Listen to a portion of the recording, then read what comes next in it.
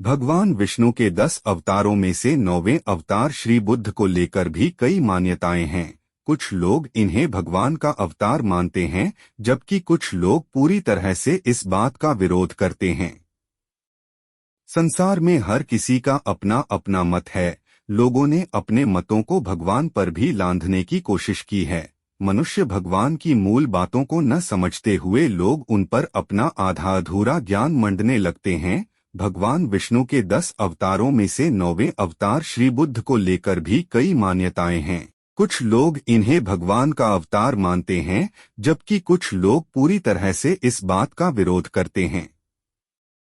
मनुष्य को भगवान के अस्तित्व को लेकर दलीलें देने से बढ़कर उनके गुणों को देखना चाहिए। भगवान ने जब जब अवतार ग्रहण किया, उसका सीधा मतलब धर्म और सत्य की स्थापना करना था। भगवान चाहते थे कि इन अवतारों से मनुष्य सीख लेकर भागवत मार्ग पर आगे बढ़े। आज हम सभी दलीलों को किनारे रखते हुए बताते हैं कि पौराणिक किताबों में भगवान के बुद्ध अवतार को लेकर क्या लिखा हुआ है।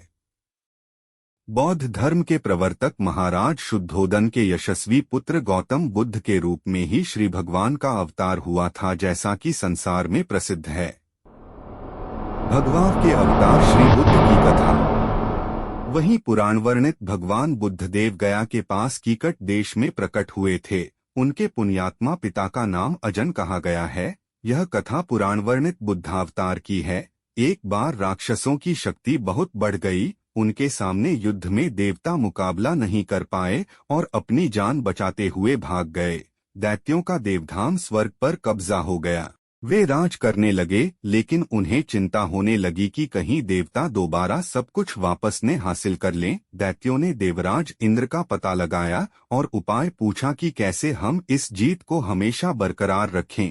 देवराज ने बिना किसी छल और कपट के यज्ञ और वेद के अनुसार आचरण करने का उपाय बताया। देवराज इंद्र से जानकारी लेकर दैत्य धर्म कर्म में लग गए। इससे उनकी शक्ति बहुत बढ़ गई और अपने स्वरूप के मुताबिक वे उपद्रव करने लगे। संसार में असुरों का प्रभाव बढ़ गया और सब परेशान होने लग गए। इस बीच असहाय देवता भगवान विष्णु की शरण में गए और उनसे याचना की। भगवान ने उनकी मदद का वादा किया। श्री भगवान ने बुद्ध का रूप धारण किया। उनके हाथ में मर्जनी थी और वे रास्ते को साफ करते हुए आगे बढ़ रहे थे। श्री बुद्ध ने दैत्यों के पास पहुंचकर कहा कि यज्ञ करना उचित नहीं है। इससे जीवों को नुकसान पहुंचता है। इसकी आग में न जाने कितने जीव जल जाते हैं। देखो, मैं जीव हिंसा से बचने के लिए रास्ते को साफ करते हुए चलता हूँ। राक्षसों पर भगवान की इस बात का असर पड़ा और उन्होंने यज्ञ करना बंद कर दिया। इसके कुछ दिनों बाद ही उनकी शक्ति कमजोर पड़ गई। देवताओं ने उन पर हमला कर दिया। इस युद्ध में राक्षसों की हार हुई और फिर से स्वर्ग देवताओं का हो गया। इस तरह भगवान बुद्ध ने सृष्टि का मंगल किया। गौतम बुद्ध से जुड़ी कथा।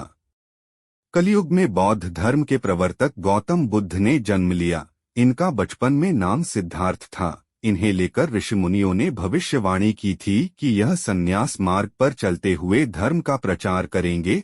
उनके पिता शुद्धोदन ने ऐसी व्यवस्था कर दी कि कहीं भी उन्हें दुख नजर न आए। इसके बावजूद एक दिन यह महल से बाहर निकले तो इन्होंने एक वृद्ध व्यक्ति को देखा। दूसरे दिन इनकी नजर एक बहुत बीमार व्यक्ति पर गई और एक दिन इन्होंने एक मरे हुए इंसान को देखा जिसके शव को सब घेरे हुए खड़े थे।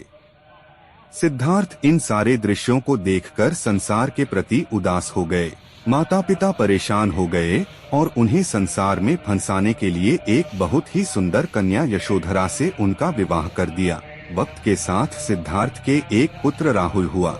इन सब के बाद भी उनके मन को शांति नहीं मिली और वे एक दिन सब कुछ छोड़कर जंगल में चले गए। उन्होंने बहुत सारे गुरु और ज्ञानी महात्माओं का संग किया, लेकिन उम्र, स्वास्थ्य और मृत्यु पर जीत पाने वाला ज्ञान नहीं मिला। अंत में सिद्धार्थ से गौतम हुए गया के पास वन में आ गए।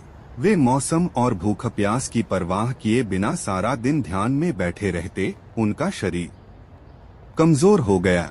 सारी सिद्धियां उनके पास मंडराने लगी, लेकिन उन्होंने कुछ नहीं चुना।